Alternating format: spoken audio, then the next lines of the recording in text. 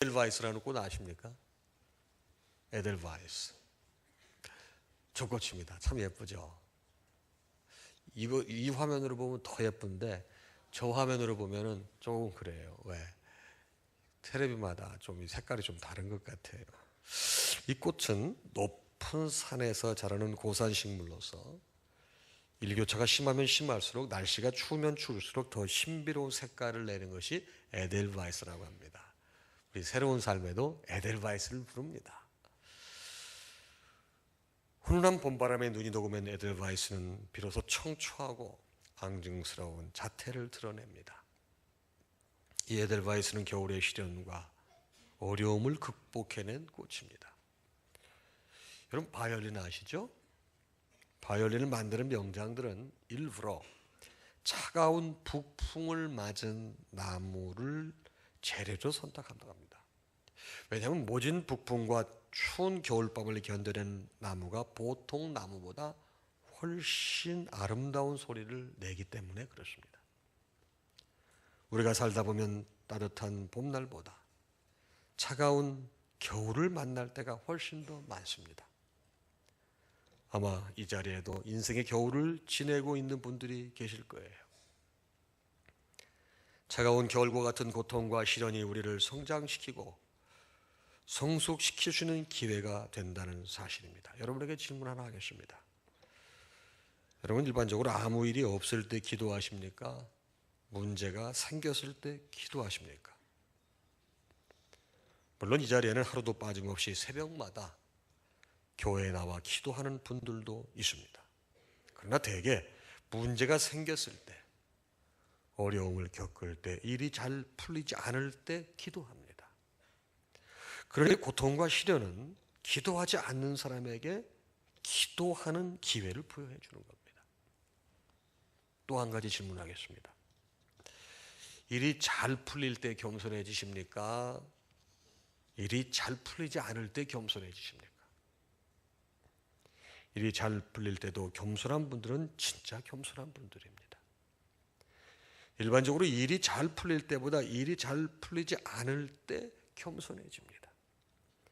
그러니까 일이 잘 풀리지 않는 것이 사실은 겸손하게 만드는 비결이라는 거예요. 고난과 시련은 우리를 변화시키고 성숙시키는 도구가 될 수 있습니다.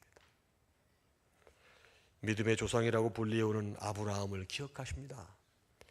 그가 어느 날 갑자기 믿음의 조상이 된 게 아닙니다. 그가 하나님의 말씀을 듣고 순종하여 본토 친척 아비 집을 떠나 물설고 낯설은 가나안 땅에서 고통스러운 이민 생활을 하다가 믿음의 조상이 된 겁니다. 아버지와 형을 속일 만큼 사기꾼이었던 야곱은 20년 동안 객지에서 힘들고 어려운 양치기를 하다가 비로소 새로운 사람으로 변화됩니다.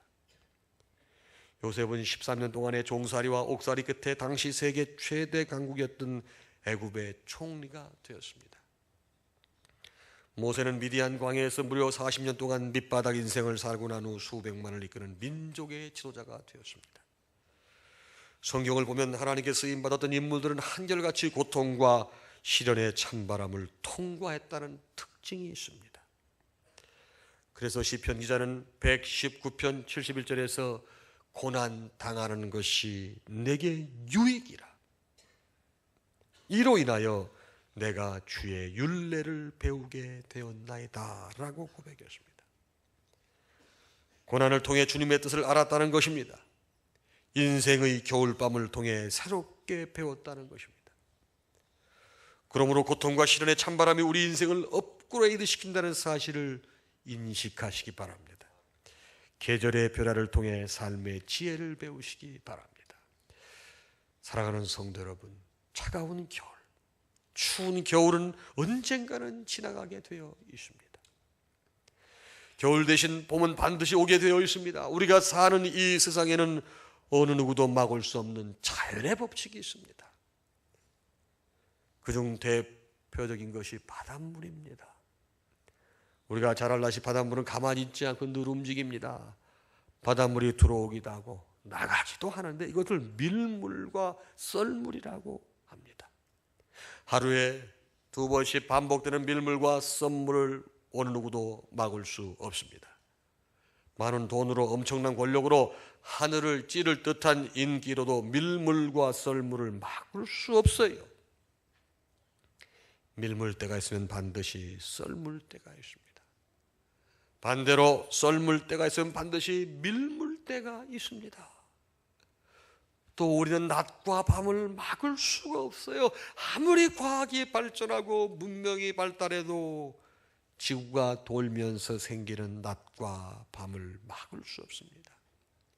또 우리는요, 계절을 막을 수 없어요. 어느 누구도 봄, 여름, 가을, 겨울 사계절을 막을 수 없습니다. 물론 적도 부근의 무더운 지역이나 남극, 북극 근처의 추운 지역과 같은 곳에서는 사계절을 뚜렷하게 구별하기 어려운 것은 사실이에요. 그럼에도 불구하고 우리가 알 수 있는 것은 세상 어느 누구도 변화하는 계절을 막을 수 없다는 거예요. 생명이 약동하는 봄이 지나면 반드시 무더운 여름 옵니다. 무더운 여름이 지나면 반드시 수확의 계절인 가을이 옵니다. 수확의 계절인 가을이 지나면 반드시 추운 겨울이 옵니다. 추운 겨울이 지나면 반드시 생명이 약동하는 봄은 다시 오게 되어 있습니다.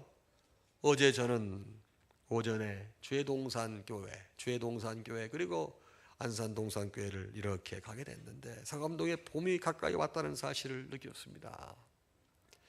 여러분, 지난 겨울은 유난히도 추웠습니다. 아마도 앞으로 봄을 시샘하는 추위가 한두 차례 더 닥칠 수는 있겠지만은 이곳 상암동에는 이미 봄 냄새가 나기 시작했습니다. 이 냄새는 한겨울의 차가운 날씨 속에서도 생각조차 못했던 냄새였습니다. 그러나 올해도 겨울이 지나고 봄은 어김없이 찾아왔습니다. 이것은 어느 누구도 거스릴 수 없는 자연 법칙이에요. 근데 이러한 자연의 법칙이 우리 인생에도 동일하게 적용이 됩니다. 우리 인생에 차가운 겨울바람이 불 수 있습니다. 고난과 역경의 바람이 불 수 있습니다. 그러나 우리가 기억해야 할 것은 우리 인생에도 따뜻한 바람 부는 봄날이 온다는 사실입니다.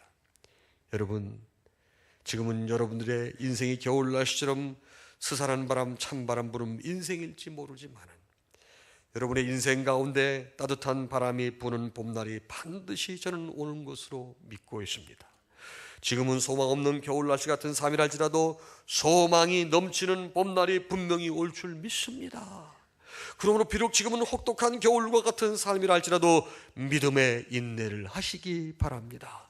현재 닥친 어려움들을 인생의 걸림돌로 생각하지 말고 오히려 인생의 디딤돌로 생각하십시오. 디딤돌로 바꾸십시오. 조금 어색한데 우리 옆 사람들하고 인사 한번 해봐야 되겠다. 분위기가 너무 처진 것 같아. 옆 사람 보시면서 집사님 반드시 봄날은 옵니다. 한번 인사해 보시죠. 앞뒤 다 해보세요. 장로님 반드시 봄날은 옵니다. 힘내십시오. 자, 봄이 옵니다. 봄날 멀지 않았습니다. 인사 한번 하세요. 네. 확실히 부드러워지네. 근데 저 그 위에는 그래도 아까까지 안 하는 사람 딱 이런 분도 계시네. 계속 차가운 바람이 막 불 것 같아. 여러분, 제가 오늘 본문으로 택한 것은 아가서입니다. 솔로몬 왕이 아름다운 사랑을 노래한 시가 아가서입니다. 그래서 영어 성경에 보면 이 아가서를 노래 중에 노래, 그래서 Song of Songs 이렇게 책 이름을 지었습니다. 다시 말하면 노래 중에 최고의 노래라는 거예요. 오늘 이 시는 솔로몬 왕과 시골 처녀 술람미 여인 사이에 있었던 사랑을 배경으로 하는 사랑 얘기입니다. 오늘 솔로몬은 왕이 목동의 신분으로 복장을 한 채 포도원을 방문했는데 그만 거기에서 새까맣게 햇볕에 탄 술람미 여인을 보고 그만 요즘 젊은이들이 쓰는 표현으로 휠이 꽂히고 맙니다. 솔로몬은 그녀를 예루살렘 궁궐로 데려갈 것이라는 약속을 하고 떠나갔습니다. 왕이라도 금방 못 데려가나 봐. 절차가 있는가 봐요. 솔로몬이 예루살렘으로 떠나고 난 후 술람 여인은 솔로몬을 그리워하는 마음에 상사병이 생겼습니다. 그러나 솔로몬은 결국 가마를 보내 술람 여인을 예루살렘 궁궐로 불러들인 후 자기의 왕비로 맞아 행복하게 잘 살았다는 얘기가 아가서입니다.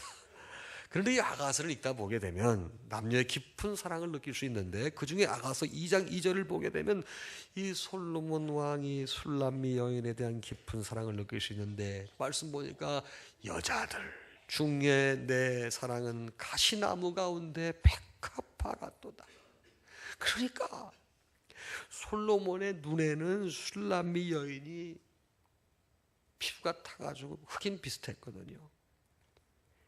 검게 보이지 않고 백합화처럼 하얗게 보였다는 거예요.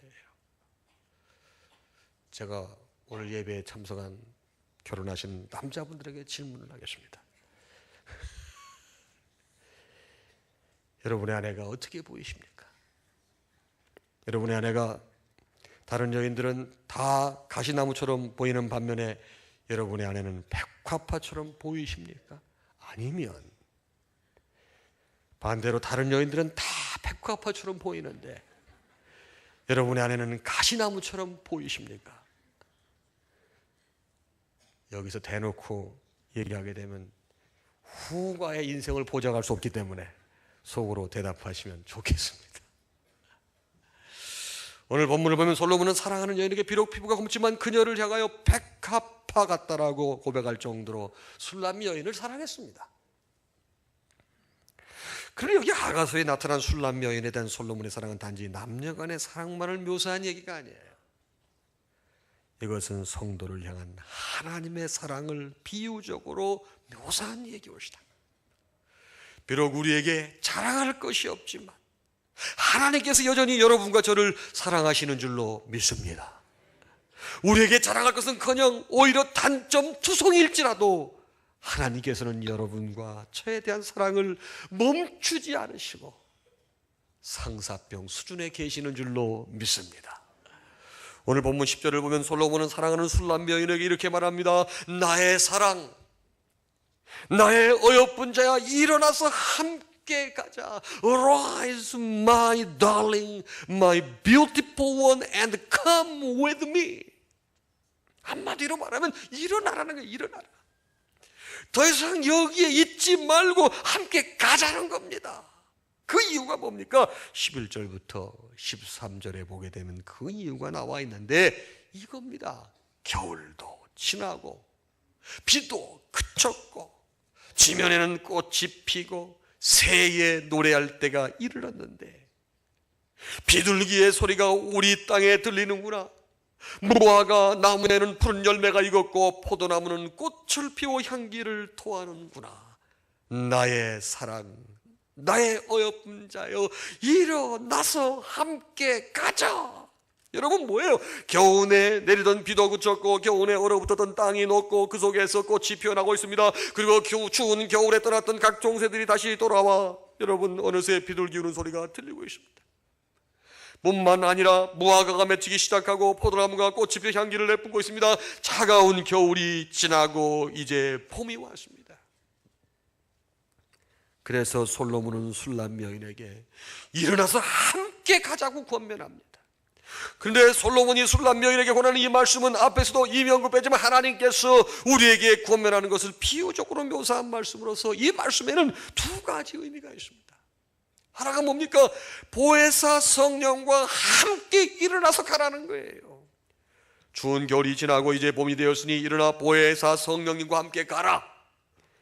그런데 우리는 여기에서 함께라는 단어에 주목해야 됩니다. 함께라는 말을 통해 하나님께서는 우리가 혼자가 아니라는 것을 말씀해 주고 계십니다. 예수님께서 하늘로 승천하시기 전 마태복음 28장 20절에 볼지어다 내가 세상 끝날까지 너희와 함께 있으리라 하신 말씀처럼 주님께서는 보혜사 성령으로 여러분과 저를 위해서 항상 함께 하시는 줄로 믿습니다. 아무도 없이 나 혼자라고 생각하는 그 순간에도 주님은 성령으로 나와 함께 하시는 거예요. 여러분 혹시 클론이라고 하는 가수 아십니까? 꿍따리 샤바라 그럼 아시겠습니까? 강원래 하시겠습니까? 네, 저분입니다. 저분이 한때는 저희 학교 대우 교수로 일을 했는데 굉장히 여러분 춤과 노래로 많은 사람들의 인기를 구가했던 사람이었죠. 그런데 한순간에 오토바이 타고 가다 보면 사고 났잖아요. 그래서 이분이 하반신 이 불구가 돼가지고 휠체어를 타고 다니는 신세가 되어버리고 말았습니다. 그분이 자기의 현실이 가장 심각했던 게 언제인가 하면 여러분 베니건스라고 하는 식당 아십니까? 베니건스는 대부분 아래층은 주차장으로 만들고 2층에 식당을 만드는데 거기를 못 올라가는 거예요. 그때 받은 충격이 너무너무 크다고 하면서 이런저런 얘기를 하는데, 근데 여러분 그 강원래라는 가수가 가장 힘들어했던 게 뭔지 아십니까? 그가 무대에서 춤추고 노래하지 못하는 것이 그를 힘들게 한 것이 아니었습니다. 그가 가장 힘들었던 것은 사람들의 박수갈채가 사라지는 것이었습니다. 사고를 당하고 나서 시간이 흐르자 더 이상 팬레터도 꽃다발도 오지 않았다는 거예요. 그것이 가장 그를 힘들게 했다는 거예요. 그는 팬들로부터 버림받았다는 생각 때문에 힘들어했습니다. 이처럼 사람은 변하기도 하고 떠나기도 합니다. 그러나 하나님은 사람과 달라요. 세상의 부모는 자기 자녀를 버릴지 몰라도 하나님은 당신의 백성들을 결코 버리시지 않습니다. 세상 사람은 떠날지 몰라도 주님은 성령으로 항상 여러분과 저를 위해 함께 하시는 줄로 믿습니다. 그런데 많은 성도들이 추운 겨울과 같은 삶을 살고 있어요. 그 이유는 내 안에 계신 성령님을 인식하지 못하고 살기 때문에 그렇습니다. 성령님은 처음 예수님 영접하는 순간부터 항상 우리와 함께 하십니다. 문제는 언제나 함께 계신 그분을 우리가 인식하지 못하기 때문에 조금만 어려워도 인생이 춥게 느껴집니다. 조그마한 장애물만 만나도 절망하며 추운 겨울을 살아가는 사람이 많이 있습니다. 만약 이미 예수 믿고 구원받아 하나님의 자녀가 되었음에도 불구하고 세상 끝날까지 함께 하시는 성령님을 인식하지 못한다고 하면 그 사람은 추운 겨울과 같은 인생을 살 수밖에 없는 거예요. 그러나 세상 끝날까지 우리와 함께 하시며 우리를 도와주고 계시는 성령님을 인식하고 살아간다면 설령 인생에서 고난과 시련과 어려움을 만났다 할지라도 용기를 얻을 수 있습니다. 그러므로 날마다 우리와 함께 하시는 성령님을 인정하고 환영하고 모셔드리고 의지하면서 사시기를 주님의 이름으로 축복합니다. 날마다 우리 안에 계시는 성령님과 교제함으로 성령께서 주시는 은혜와 위로를 경험하시기를 주님의 이름으로 축원합니다. 여러분 인정하십시오. 오늘 전 성령 수양했던 그 놀라운 역사가 일어날 줄로 믿습니다. 두 번째 우리가 생각해야 될 게 뭐냐? 다른 사람들과 함께 가라는 거예요. 추운 겨울이 지나고 이제 봄이 되었으니 일어나 다른 사람들과 함께 가라는 것입니다. 사실 혼자 사는 것처럼 고통스러운 일은 없어요. 우리 인간은 혼자 살 수 없는 존재입니다. 우리가 주위를 둘러보면 일어나서 함께 가야 할 사람들이 많이 있습니다. 일어나서 함께 가야 할 사랑하는 남편과 사랑하는 아내가 있습니다. 일어나서 함께 가야 할 사랑하는 부모님, 사랑하는 자녀가 있습니다. 일어나서 함께 가야 될 친구들과 교우들이 있습니다. 그런데 함께 가지 못합니다. 일어나서 함께 가야 한다는 것을 잘 알고 있음에도 불구하고 그렇게 하지 못합니다. 그 이유가 뭡니까? 아직요 내가 나를 포기하지 못해서 함께 못 가는 겁니다. 여러분 수년 전 인터넷상에 막 떠돌던 여러분 직원 선발 시험 문제가 하나 있었는데 이 문제는 뭐 정답이 있는 게 아니고 그 사람의 생각을 점검하는 문제니까 제가 정답을 한다 하더라도 그게 왜 정답이냐고 가가지고 막 따지거나 뭐 그런 거 하지 마세요. 질문 내겠습니다. 당신은 거센 폭풍우가 몰아치는 시골 밤길에 운전하고 있습니다. 버스 정류장을 지나는데 그곳에는 세 사람이 버스를 기다리고 있습니다. 아하, 그거 나 아는데 다 그러실 것 같아 지금. 죽어가고 있는 듯한 할머니 한 분, 당신의 생명을 구해준 적이 있는 잊을 수 없는 은인 의사, 그리고 이게 웬일이냐, 당신이 꿈에도 그리던 이상형, 세 사람이 있는데 당신이 타고 가는 차는 2인승이기 때문에 한 명만 태울 수밖에 없습니다.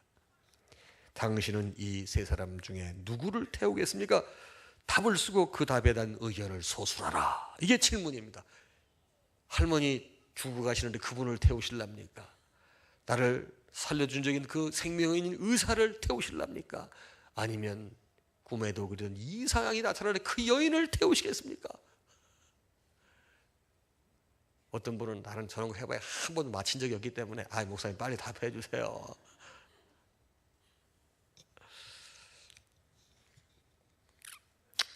최종적으로 채택된 답은 이거였습니다. 정답이 아닙니다. 그냥 거기서 요구하는 답입니다.